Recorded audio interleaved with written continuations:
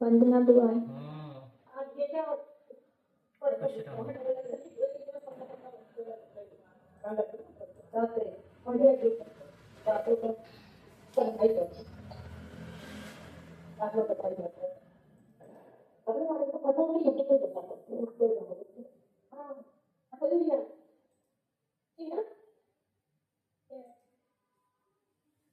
चलो शुरू करते हैं मंगल आचरणम। नमो अरिहंताणम, नमो सिद्धाणम, नमो आयर्याणम, नमो उपच्छायाणम, नमो लोये सव्यसाहूनम। मंगलम भगवान वीरो, मंगलम गौतमो गणे, मंगलम कुंद कुंदाद्यो, जैन धर्मोस्तु मंगलम। सर्वमंगल मांगल्यम सर्वकल्याणकारकम, प्रधानम सर्वधर्माणां, जैनम जयतु शासनम। मोक्षमार्गस्य नेतारं, वेत्तारं कर्मभूभृतां, ज्ञातारं विश्वतत्त्वानां, वंदे तद्गुणलब्धये। संत शिरोमणि आचार्य गुरुश्री विद्यासागर जी महाराज की जय। आचार्य गुरुश्री समय सागर जी महाराज की जय। आचार्य गुरुश्री प्रज्ञा सागर जी महाराज की जय। परम पूज्य गुरुश्री सरल सागर जी महाराज की जय। 3,9 करोड़ मणि महाराज की जय। द्वादशांग जिनवाणी माता की जय। संपूर्ण आरिका माता जी की जय। पूज्य गुरुमती दृढ़मती आदि सभी बड़े माता जी की जय। आरिका श्री चिंतनमती माता जी की जय। पूज्यपाद आचार्य देव की जय। तो होमवर्क किया तुम लोगों ने? वासु, शुभी, मेघा, इस पर जो सबसे बड़ी टीका लिखी गई है उसका नाम है गंधहस्ती महाभाष्य, और उसका जो मंगलाचरण है उसका नाम है, आप लोगों को बताना है,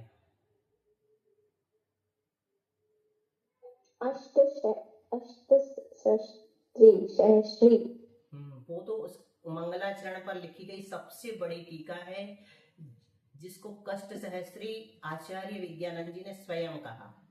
उससे पहले लिखी गई टीका का नाम बताओ। अच्छा, आप्तमीमांसा। हाँ, आप्तमीमांसा देवागम स्तोत्र, ये पर्यायवाची है। आप्तमीमांसा ही गंधहस्ती महाभाष्य का मंगलाचरण है, और वो मंगलाचरण इस मंगलाचरण पर लिखा गया है। इस मंगलाचरण का विस्तार है वो, जिसका नाम क्या पड़ा? आप्तमीमांसा, और उसी को देवागम स्तोत्र भी कहते हैं। वो आचार्य समंतभद्र ने लिखा। और आप्तमीमांसा पर जो टीका, पहली टीका लिखी गई, उसका नाम मेघा याद है? पहले दिन बताया था। नहीं किया। अच्छा, चलो कोई बात नहीं, सुनने से भी ज्ञान बढ़ेगा, धीरज से सुनो। हाँ बोलो सुबी, तुमने एक दिन बताया था परसों। आप्तमीमांसा पे लिखी गई टीका बुआ। वासु बोलो। याद नहीं है। अष्टशती जो अकलंक देव ने लिखी है, वो 800 श्लोक प्रमाण। शती मतलब 100 है ना। तो पहली टीका है अष्टशती, जो कि इसके मंगलाचरण पर लिखी गई। मंगलाचरण पर लिखा गया जो मंगलाचरण है, जिसका नाम देवागम स्तोत्र है, उसी को आप्तमीमांसा कहते हैं।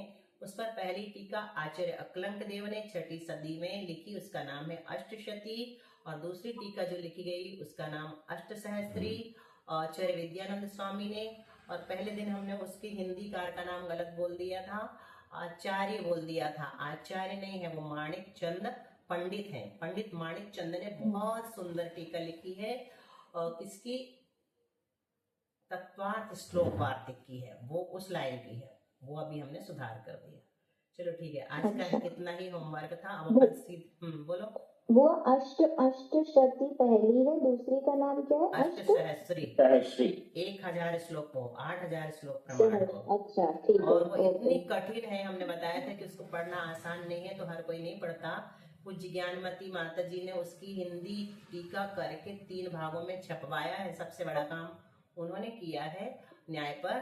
और भी बहुत, हिंदी भी उसकी समझ में नहीं आती, इतनी कठिन है। अब सोचो कि कितना क्षयोक्षम बढ़ सकता है इस मनुष्य भाव में जीवों का। यानी कि हम्म, इसी काल में, पंचम काल में, इतने कठिन कठिन ग्रंथ जो आचार्य लिख करके गए हैं, जो कि आज के साधु संत भी नहीं पढ़ पा रहे हैं, मतलब क्लास के रूप में नहीं पढ़ा पा रहे हैं, कि कोई को समझ में नहीं आएगा। इतने कठिन कठिन विषय लिख करके गए हैं जो हमारे समझ से भी परे हैं। तो कितना ज्ञान का महात्मा देखो कि कहाँ तक ज्ञान बढ़ सकता है। जो केवल ज्ञान है ना, सर्वज्ञ की सिद्धि ऐसे ही करते हैं। सर्वज्ञ की सिद्धि के लिए हेतु देते हैं तरतमता। तरतमता मतलब जब हमसे ज्यादा ज्ञान मुनि महाराज का हो सकता, मुनि महाराज से ज्यादा ज्ञान आचर्षि का हो सकता, आचर्षि से ज्यादा ज्ञान पूर्वाचार्यों का हो सकता है, आचार्य दर्शन का हो सकता है, श्रुत केवली का हो सकता, तो केवल ज्ञानी का सबसे ज्यादा ज्ञान क्यों नहीं हो सकेगा। बढ़ते बढ़ते बढ़ते बढ़ते बढ़ते बढ़ते वहां तक पहुंच जाता है कि सारे आवरण हट जाते हैं और केवल ज्ञान प्रकट हो जाता है। ऐसे वो सर्वज्ञ राजवार्तिक भी अकलंक स्वामी ने लिखी है और अष्टशती भी अकलंक स्वामी ने लिखी है ना। राजवार्तिक भी और अष्टशती भी, और उधर पे तत्वार्थ श्लोक वार्तिक भी विद्यानंद जी ने लिखी है, और इसकी टीका जो बताई अभी अष्टसहस्त्री, वो भी आचार्य विद्यानंद जी ने लिखी, वो 8वीं सदी में हुए, है ना। तो इससे भी बहुत पुण्य का अर्जन होता है। हम अपने शास्त्र जी का नाम और परिचय अगर याद कर लेते हैं, समझ लेते हैं, तो क्योंकि पंच परमेष्टि में आते ना देव गुरु शास्त्र, तो गुरु आ गए और उनके द्वारा लिखे हुए शास्त्र हमारे देव गुरु शास्त्र में आ जाते, पूज्य परम पूज्य, है ना। देव शास्त्र गुरु की पूजा करते हैं, तो जितना देव का महत्व है उतना गुरु का है, उतना ही शास्त्रों का भी है। तो हमें अपने शास्त्र जी का भी ज्ञान होना चाहिए कि कौन कौन से आचार्य ने क्या क्या लिख करके गए हैं। भले ही हम उनको नहीं पढ़ पाए, लेकिन उसकी महत्ता तो समझ सकते ज्ञान की, कि इतने सारे ग्रंथ हैं। किसी जर्मन विद्वान ने लिखा है कि जब मैं बहुत कुछ जानता था तो मुझे लगता था कि मैं कुछ नहीं जानता, जब मैं थोड़ा जानता था तब मुझे लगता था कि मैं बहुत जानता हूँ, और जब मैं बहुत जानने लगा तो मुझे लगने लगा कि मैं कुछ नहीं जानता, क्योंकि तब मुझे समझ में आया कि जानने को इतना सारा है। जब हम बहुत जानने लगते हैं ना तो हमें पता चलता है कि इतना सारा है ज्ञान का भंडार। पारो नत्थि सुदीनो कालो थोवो वयम च दुम्मेहा तन्निवर सिक्खियवम जमजर वर्णम खय कुनय। आचार्य कहते हैं श्रुत का पार नहीं है, समय थोड़ा सा है, और वयम च दुम्मेहा, हम दुर्बुद्धि वाले हैं। इसलिए क्या करना चाहिए, ऐसा कुछ करो जिससे जन्म जरा और मृत्यु का क्षय कर सको। तो चलें वार्तिक नंबर 3 में, जो कि बहुत इंटरेस्टिंग और सरल पड़ेगी आज आप लोगों को। अभी क्या बताया था कि मोक्ष के स्वरूप के बारे में विवाद है ना। कोई कहता है कि मोक्ष ऐसा है, चेतना लक्षण वाला आत्मा वहां पर है तो, लेकिन वो किसी को जानती नहीं। ये किसने कहा था, सांख्य ने कहा था। तो आचार्य कहते कि नहीं, वो आत्मा जो है अनंत ज्ञेयों को जानती है। फिर दूसरे वैशेषिक ने कहा था, क्या कहा था, कि बुद्धि आदि नवानाम गुणानाम उच्छेदा मुक्ति, बुद्धि आदि 9 गुणों के नाश हो जाने को मोक्ष कहते हैं। तो आचार्य कहते हैं ऐसा भी नहीं, अनंत गुणों का प्रकट हो जाना हमारे यहाँ मोक्ष का सही स्वरूप है। आप जो कह रहे हैं वो घटेगा नहीं, उसका बहुत विस्तार से खंडन हुआ है बड़े ग्रंथों में, अष्टसहस्त्री आदि में। फिर बुद्ध ने कहा था कि जैसे दीपक बुझ जाता है ऐसे आत्मा पूरी नष्ट हो जाती है, ऊपर जाने के लिए कुछ बचता ही नहीं, संपूर्ण विच्छेद नाश हो जाता है। तो ऐसा भी हमारे यहाँ मोक्ष नहीं है, आत्मा का अस्तित्व रहता है और वो लोकाग्र में जा करके स्थित हो जाती है हमेशा हमेशा के लिए। और उसके पहले बता दिए थे कि मोक्ष मार्ग से नेता रमादि किन की अपेक्षा से रखा। कोई ये कहता है कि अनादि से हैं भगवान और अनंत काल तक रहेंगे, सिर्फ उनका अवतार होता है, तो उनके लिए बताया था कि ऐसा नहीं है, कर्म रूपी पर्वतों को भेद करके ही वो भगवान बनते हैं, आदि आदि, है ना। कल भी पढ़ा था अपन ने मीमांसक आदि का खंडन करने के लिए 3 पद दिए हैं। इसी प्रकार अब जैसे मोक्ष का स्वरूप वो गलत सलत बताते हैं और अपने आप को भगवान मानते हैं, गलत सलत ही नहीं कहना चाहिए अपन जैसे छोटे लोगों को। बड़े बड़े आचार्य तो उनको बहुत ऐसे शब्दों में डांटते हैं कि सुन के भी आश्चर्य होता है, बड़े ग्रंथों में लिखते हैं। तो उनकी बात अलग है, क्योंकि वो बराबरी वाले, इसलिए उनका कहना चल जाता। अपन ऐसा कहेंगे कि सही नहीं कहते हैं और मिथ्या कहते हैं। तो वही प्रवादी लोग जो मिथ्या कथन करते हैं स्वरूप के विषय में, उसकी प्राप्ति के विषय में भी विवाद करते हैं। अभी मोक्ष के विषय में विवाद किया, अब मोक्ष की प्राप्ति के विषय में भी विवाद करते हैं। तो कैसे विवाद करते हैं? कोई मानते हैं चारित्र निरपेक्ष ज्ञान से ही मोक्ष की प्राप्ति होती है, मतलब तब त्याग करने की कोई जरूरत नहीं, ज्ञान अकेला प्राप्त कर लो तो मुक्त हो जाओगे। चारित्र निरपेक्ष मतलब चारित्र की जरूरत नहीं है, ज्ञान से ही मोक्ष की प्राप्ति हो जाएगी। तो चारित्र में यहाँ पर दर्शन भी ले लेना, दर्शन में चारित्र की जरूरत नहीं, अकेला ज्ञान मोक्ष दिला देगा, ऐसा मानते हैं नंबर 1 के मत वाले।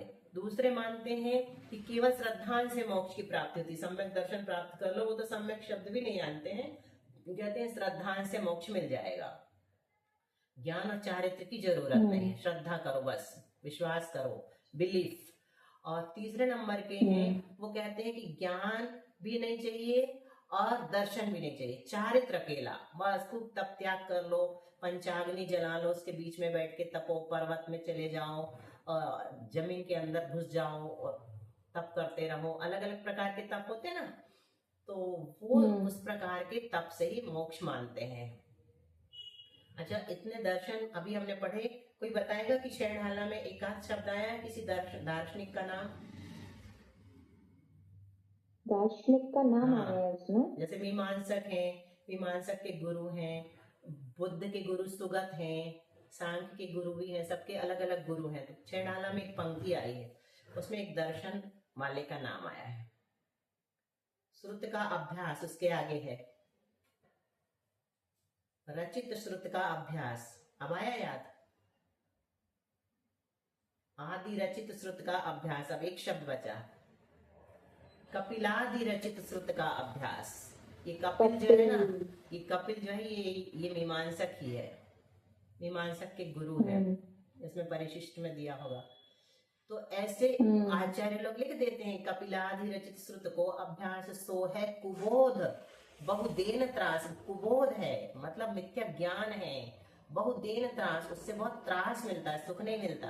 ऐसा करोगे तो, उस अभ्यास को पढ़ करके पालन करोगे तो यहाँ पर जो बताया कि एक एक से मोक्ष की प्राप्ति हो जाती है, तो आचार्य पूज्यपाद देव कहते हैं कि नहीं, ऐसा नहीं है। जिस प्रकार रोग के दूर करने की उपायभूत दवाई का मात्र ज्ञान, मात्र श्रद्धा या मात्र आचरण रोगी के रोग के दूर करने का उपाय नहीं है, उसी प्रकार अलग अलग ज्ञान आदि मोक्ष की प्राप्ति का उपाय नहीं है। मतलब कोई बीमार हुआ, अस्वस्थ है, और वो क्या कर रहा है, उसने दवाई यूट्यूब में देख करके खोल ली, पढ़ ली, ज्ञान हो गया उसको, तो ठीक हो जाएगा क्या? वो नहीं हो सकता।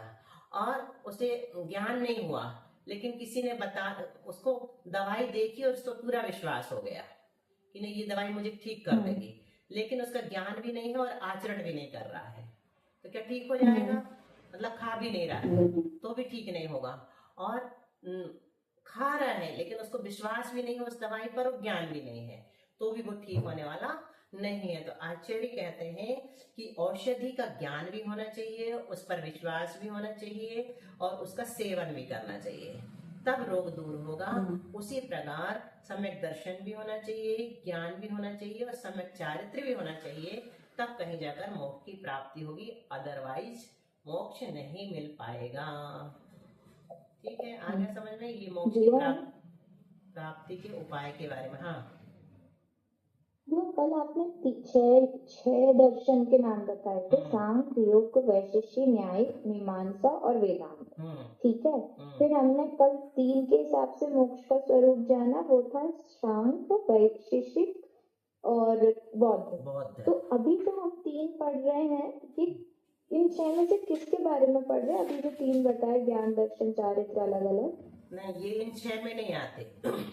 6 दर्शन के अंतर्गत कुछ, जैसे अपने यहाँ एक जैन दर्शन है ना, और जैन दर्शन के अंतर्गत भी कितने सारे फिरके बन गए हैं। इसी प्रकार वेदांत में भी बहुत सारे हैं, मीमांसा में भी बहुत सारे हैं, सबके अंदर भी बहुत सारे हैं। तो जैसे मोक्ष मार्ग से नेतारम, यह जो है मीमांसक, मोक्ष मार्ग से पद मीमांसक को लक्ष्य करके रखा गया था।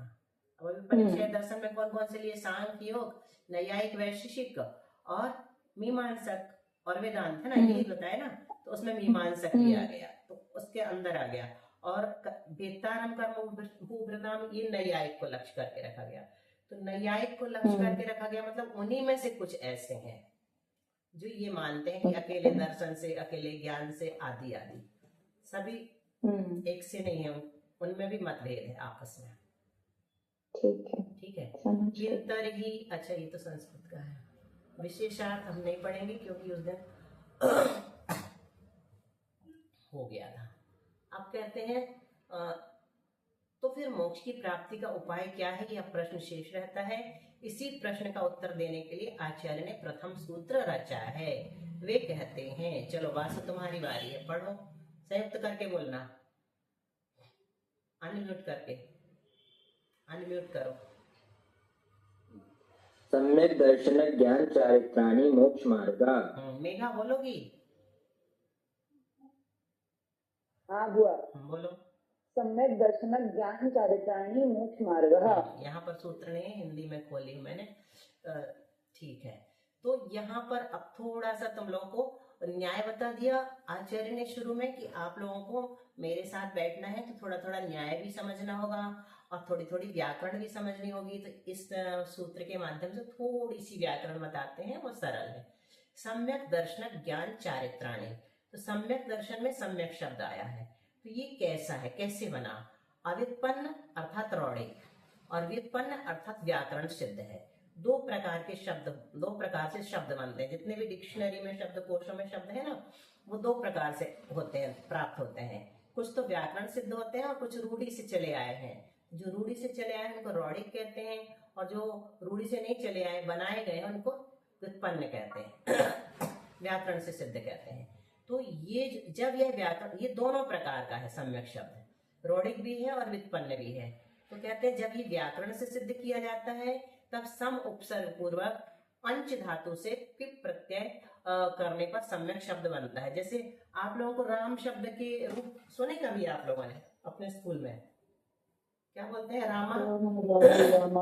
यही वाले रामा शब्द कैसे बना? तो राम में सी विभक्ति लगा करके सा का विसर्ग करके रामा बना दिया। इसी प्रकार हमको सम्यक बनाना है, इन्होंने क्या कहा? सम उपसर्ग लगा दो, ये उपसर्ग है। से प्रज्ञा में प्र क्या है? उपसर्ग है। शब्द के पहले या धातु के पहले जो लगाए जाते हैं उसको उपसर्ग कहते हैं, और जो बाद में लगाए जाते हैं शब्द या धातु के, उनको प्रत्यय कहते हैं। तो ये उपसर्ग, सम उपसर्ग पूर्वक अंच धातु लेना। धातु कौन सी? अंच, और किप प्रत्यय लगाना है अपने को। किप एक प्रत्यय का नाम है जो व्याकरण में आता है। किप प्रत्यय जो है इसका सर्वापहारी लोप होता है, इसको लगाते भी है ना तो पूरा लोप कर देते हैं सूत्र के माध्यम से। तो लोप करना था तो लगाया क्यों? तो उसके लगने से कुछ काम हो जाता है धातु में, इसलिए उसको लगाते हैं। तो जैसे हमने ये लिखा, दिख रही है इसलिए सम प्लस अंश प्लस पिप, तो इसको कैसे बनाएंगे? सम का समी हो जाता है, एक सूत्र है समी करने का व्याकरण में। समी किया, अंश का अच बचता है, इया का लोप हो जाता है, और पिप का तो सर्वापहारी लोप हो जाता है। अब हमारे पास दो है, समी और अच है, अंश का इया हटा दिया। लोप कौन से सूत्र से होता है अभी जरूरत नहीं समझने की। तो समी में से ई निकालेंगे तो मां हलंत बचेगा, यहाँ या हो गया, ई वर्णो यम सवर्णे न च परो लोप्य है, एक सूत्र है, तो उससे ई का या हो जाता है। जैसे अपन ई को निकालते तो ये मां हलंत हो जाता है, मतलब स्वर निकल गया, लंगड़ा हो गया। फिर अपने पास क्या है? उसके बाद या के बाद अ है और च है, इतना प्राप्त हो गया अपने को है। तो अब सम में या जोड़ेंगे तो सम ऐसा बन जाएगा, सा आधा मां और या में ये आ जुड़ गया तो यह पूरा हो गया, और सम्यच बन गया, सम्यच बना। अब सम्यच में च का एक सूत्र आता है, चजो कबो, चा और जा का क और गा होता है, तो यहाँ पर हमने च का क कर दिया। तो ऐसे ही सम्यक शब्द व्याकरण से बना, तो इस तरह से बना है, इसलिए हमने क्या कहा? इसको व्याकरण से सिद्ध कहा, है ना। और इस तरह सम्यक शब्द बन गया। और संस्कृत में इसकी व्युत्पत्ति समंचति इति सम्यक इस प्रकार होती है। प्रकृत में इसका अर्थ क्या है? यहाँ पर इस प्रसंग में सम्यक का अर्थ प्रशंसा है। इसे दर्शन, ज्ञान और चारित्र, इनमें से प्रत्येक शब्द के साथ जोड़ लेना चाहिए। सम्यक दर्शन, सम्यक ज्ञान और सम्यक चारित्र। लक्षण और भेद के साथ इसका स्वरूप विस्तार से कहेंगे। लक्षण और भेद के साथ मतलब सम्यक दर्शन का लक्षण क्या है, उसके कितने भेद हैं। सम्यक दर्शन के भेद पता है किसी को कितने हैं? बताओ कोई। अभी ये चीजें इसमें आएंगी तो तुम लोग को कई प्रकार का फायदा होगा। पूज्य पंडित जी बेनाड़ा जी पता है कैसे ज्ञानी बने? सिर्फ तत्वा सूत्र की धारा से बने। वो जीव कांड, कर्म कांड, लब्धि सार, छपना सार आदि को महत्व नहीं देते थे, बस सर्वार्थ सिद्धि, मोक्ष शास्त्र और इसी से रिलेटेड आगे के रेफरेंसेस। तो इसमें सब पता चल जाएगा सम्यक दर्शन किसे कहते हैं, कितने प्रकार के होते हैं। तो एक हम बताएंगे तो आप लोगों को याद जाएगा। बोलो हमारे पुराने लोग, चंदन वाला जी बोलो, कितने प्रकार के सम्यक दर्शन है? सम्यक दर्शन 3 प्रकार का है, छायोपशमिक और औपशमिक। सुने हुए लग रहे हैं ना शुभी? पता है, बस रिवीजन हो रहा है तुम लोग का, याद आता जाएगा। तो ये इनके भेद कहलाए। लक्षण तो अपन को पता ही है, तत्वार्थ श्रद्धानम सम्यक दर्शनम, ये उसका लक्षण है। तो कहते हैं लक्षण और भेद के साथ इनका स्वरूप विस्तार से आगे कहेंगे। नाम मात्र यहाँ कहते हैं। तो पदार्थों के यथार्थ ज्ञान मूलक श्रद्धान का संग्रह करने के लिए दर्शन के पहले सम्यक विशेषण दिया है। देखो ऐसे वाक्यों को बस आप लोगों को समझना है। क्या कह रहे हैं? पदार्थों का ज्ञान, ठीक है, लेकिन कैसा? यथार्थ ज्ञान। पदार्थ का ज्ञान तो सबको होता है, जीव का ज्ञान हमें भी है, जीव का ज्ञान हिंदुओं को भी है, मुस्लिम को भी है, सिख को भी है, ईसाई को भी है। लेकिन हमने जैसे जीव का लक्षण किया, चेतना लक्षण, क्या सबने किया है? नहीं किया। तो उनका ज्ञान यथार्थ नहीं कहा जा सकता है ना। तो ज्ञान तो हो हमें पदार्थ का, लेकिन कैसा हो? यथार्थ हो। तो पदार्थों के यथार्थ ज्ञान मूलक जो श्रद्धान है, जब यथार्थ ज्ञान होगा तो श्रद्धान भी सही होगा। ज्ञान यथार्थ नहीं होगा, अयथार्थ होगा या गलत होगा तो श्रद्धान भी गलत हो जाएगा, है ना। तो पदार्थों के यथार्थ ज्ञान मूलक श्रद्धान का संग्रह करने के लिए दर्शन के पहले सम्यक विशेषण दिया है। अगर दर्शन के पहले सम्यक शब्द नहीं रखते तो वो दर्शन काम का नहीं रहता, यानी मोक्ष के मार्ग का सम्यक दर्शन नहीं कहलाता, वो दर्शन ही कहलाता। समझ में आ गया इस वाक्य का अर्थ? विशेष वासु बोलो, बताओ जरा, समझाओ। तुम लोग को भी बीच बीच में थोड़ा बोलना है। पदार्थों की यथार्थ ज्ञान मूलक से बताओ, थोड़ा सा स्पष्टीकरण करो। कहाँ से? ये मेरा कर्सर दिख रहा, पदार्थों के, इसको पढ़ो इस लाइन को। हाँ, पदार्थों के यथार्थ ज्ञान मूलक श्रद्धान का संग्रह करने के लिए दर्शन के पहले सम्यक विशेषण दिया है। जिस प्रकार से जीवादिक पदार्थ अवस्थित हैं, उस प्रकार से उनका जानना सम्यक से आगे सम्यक दर्शन बताते हैं तुमको। हाँ, यही वाली ऊपर वाली लाइन का बताओ पहले, वो भी सही है जो तुम पढ़ रहे हो। पदार्थों के यथार्थ ज्ञान मूलक श्रद्धान का संग्रह करने के लिए, तो जो चीज सम्यक शब्द अपन मतलब सम्यक सही जो है, पदार्थ का जो ज्ञान मूलक श्रद्धान का संग्रह, तो जो जैसा सही है पदार्थ को सही तरीके से जानना, जितनी भी चीजें हैं, और उसको सम्यक रूप से जानना। मतलब पदार्थ का जो ज्ञान है उसको सम्यक ज्ञान होना, मतलब सम्यक ज्ञान, सम्यक, हाँ सही बोल रहा है, सही जा रहे हैं। सम्यक श्रद्धान करना, सबका सम्यक श्रद्धान करना, सम्यक दर्शन। उसके लिए सम्यक विशेषण दिया। यहाँ पर सिर्फ इतना बताया है कि इसके पहले दर्शन के पहले सम्यक विशेषण क्यों दिया, जिससे कि आप सही ज्ञान करते हुए पदार्थ का सही श्रद्धान करो। इसलिए सम्यक का दूसरा अर्थ अपन कह सकते समीचीन, है ना, सीरीन बोलते, सीरीन विजन, राइट कहते हैं कई लोग। तो पदार्थों की यथार्थ ज्ञान मूलक, पदार्थों का पहले यथार्थ ज्ञान हो, उसके बाद श्रद्धान हो।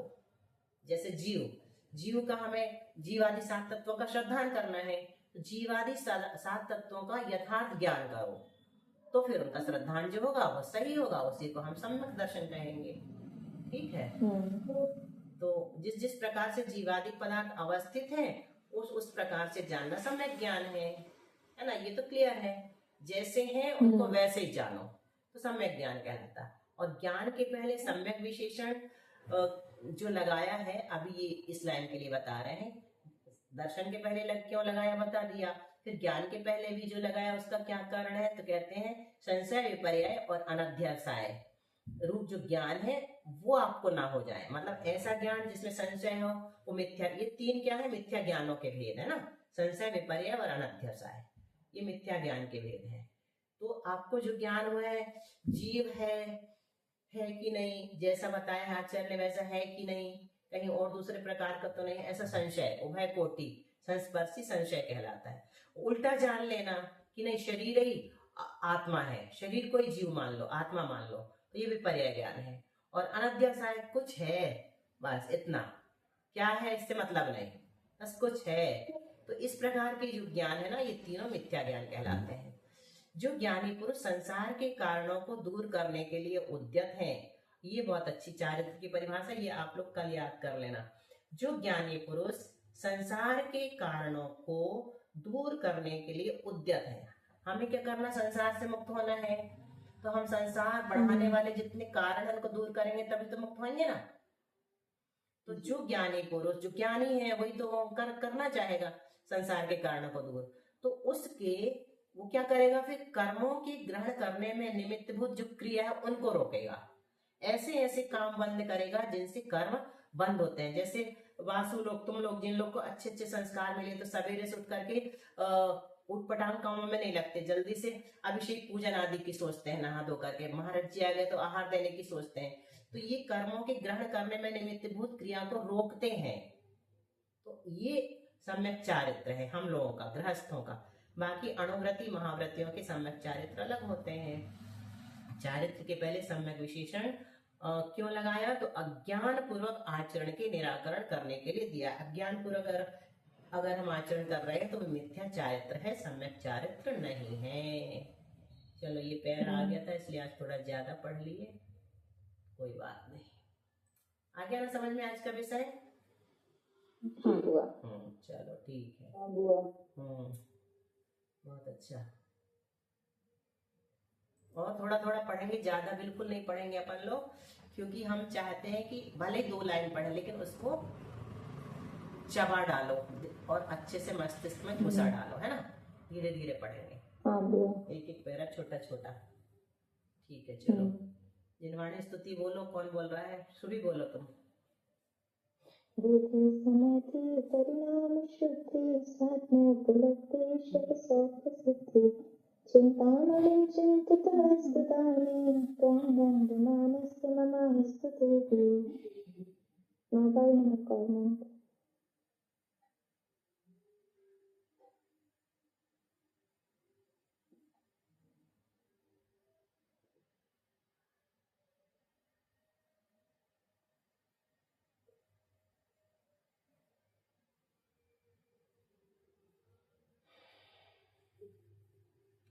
द्वादशांग जिनवाणी माता की जय। हरिका चिंतन मती माता जी की जय। नहीं तो अच्छे से समझ में आ रहा होगा तुमको तो। दीदी सुन रही हूँ। सुन करके ही तो समझना है। हाँ सुन रही हूँ। माता जी बहुत खुश रहेंगी, तुम भी सुन रही हो, तुम भी सुन रही हो तो माता जी बहुत खुश होंगी। सुन रही हूँ, सीख रही हूँ। बहुत अच्छा। All the best for all of you. Thank you. ठीक है, खुश रहो, सबको खूब सारा आशीर्वाद।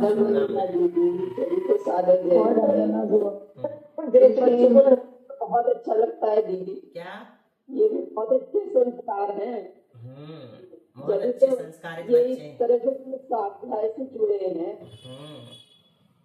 हम लोगों की बात तो अलग है, लेकिन इन बच्चों को देख के बहुत खुशी होती है। बहुत अच्छे बच्चे हैं, इसलिए तो मैंने इनको पकड़ा है। इन लोगों ने मुझे पकड़ा है कि खुद की रुचि थी, मुझे नहीं खींचना पड़ा, लेकिन संस्कार बचपन से बहुत अच्छे हैं, बहुत इंटेलिजेंट बहुत खुशी होती है। बहुत अच्छे हैं, आगे बढ़े। बिल्कुल, सब आप लोगों का आशीर्वाद है ना उनके पास। दीदी आपका ही आशीर्वाद है। नहीं, सभी बड़ों का। चलो ठीक है, और कम करना पढ़ना हो तो बता देना आप लोग, तुम लोग सब, और कम पढ़ना हो तो बता देना, ज्यादा हो जाता हो क्योंकि ज्यादा हो जाता, अच्छा विषय चलता था, हम लोग तो पढ़ाकू है ना, भूल जाते हैं। थोड़ा पढ़ाने के लिए शुरू किया है ना, इसलिए। चलो ठीक है, जय चिन्ह। ये सुनो तो पंडित साहब कहते हैं हाँ बहुत कि अच्छा। ना प्रतिदिन 108 आचार्यों के नाम, 108 तीर्थों के नाम और 108 शास्त्रों के नाम बोला करो। काय के बाद तो 108 शास्त्रों के नाम, जैसे माला फेरते ना अपन किसके नमोकार की, ऐसे 108 आचार्यों की माला करो रोज नाम लेके, रोज। और हाँ रोज, और 108 शास्त्र के नाम बहुत बढ़िया, और 108 तीर्थों के नाम। बहुत अच्छा। इतने तो याद नहीं हाँ, आएंगे, ऐसे लेकिन हम लोग, जितने आ जाए उतने तो कर लो, है ना। सबको तो नहीं आएंगे इतने हाँ याद। नहीं लिख लेते, रजिस्टर में लिखवाए थे हम लोग को पंडित साहब ने सबके पूरे हाँ, नाम, तो मेरे तो डाल आचार्य देना। के पंडित साहब ने आरिकाओं के लिखवाए थे। मेरे तो डाल देना। तो रोज हाँ, अब रोज ठीक है मैं लिख के डाल दिया, अब तो कहानी पर रजिस्टर कहाँ है कहानी, लेकिन हाँ मेरे पास काफी वो है। आचार्य के 108 आचार्य, 108 तीर्थ और 108 शास्त्र और 108 आरिकाएं। ऐसे आरिका तो मिल जाएंगी इतनी सारी अपने यहाँ मुनियों के नाम। तो ऐसे पंडित साहब हमेशा बोलवाते थे, एक एक करके सब बोलो बोलो, ऐसे 5-5 आचार्य तुम बोलो, 5 आचार्य तुम बोलो, 5 आचार्य तुम बोलो। बहुत अच्छा। फटाफट तो इतने सारे आचार्यों के नाम याद हो जाते और उनको स्मरण करो तो पुण्य का नहीं, अपना भी लिखना, एक कॉपी बना लेंगे ना, लिखने की कोशिश करेंगे, लिख डालेंगे अपन भी। और सबको पूछ लो अगर कुछ पूछ जाए तो, और सबको कोई कुछ बताएंगे, कोई बताएंगे, तीर्थ भी हो जाएंगे और क्या। ये भी हो जाएंगे। बहुत अच्छा रहेगा, नई चीज है ये। तुमसे पंडित जी की नई नई बातें सुनने मिलेंगी, ये भी अच्छा रहेगा। और प्रसंगों से याद आ जाती है। अब कहेंगे आचार्य बताओ कौन से थे, गंधस्व महाभारत के आचार्य, अष्टपदी अष्टसहस्त्री के, 108 आचार्यों के नाम से बीच और बाकी से पूछो। सही बात है। मासू से बोलेंगे ग्रुप बना लो इतने लोगों का, तो उसमें मैसेज डाल दिया करेंगे अलग से, उतने ही लोग रहेंगे बस, हमको एडमिन बना देगा और वो ग्रुप बना देगा। मैं बना नीतू सालू रानू ब्यूटी इनके भी क्लास मैंने सरल भाषा में बहुत अच्छी क्लास देखी, तो इनको भी ग्रुप में ऐड करके और फिर इनको लिंक भेज देते सबको। हाँ ठीक है, ग्रुप बनवा देना। और अपनी तिथि है, पायल है, इन लोग सब पलक है, इनकी सबके नाम ऐड करके, ये सब यंग है ना और आता जाता कुछ नहीं है, तो इनको ऐड करके थोड़ी थोड़ी जानकारी बहुत सारी मिल रही है। सही बात है, बना देना। बासु से बोलना कि बोलती आज बासु से ग्रुप बनवा ले रही सबके नाम, जितनी नई नई बहू है ना घर की लड़कियां, सबके ग्रुप बना के ऐड करके और इनके पास लिंक भेज देते हैं और उसमें बोल देते कि तुम लोग को सबको 8:30 बजे क्लास ज्वाइन करना है 15 मिनट की से। पराग भैया ने चलाई थी ना उनकी फैमिली क्लास की क्लास अलग से, खूब सारा पढ़ा डाले सब कुछ, कितने सालों से चल रही थी उनकी। हाँ भैया देखिए ना, सालू को कुछ भी नहीं आता धर्म का, सालू तो बहुत क्लास में बैठने लगी, तो इनको जानकारी मिल जाएगी, पढ़ेंगी रुचि से।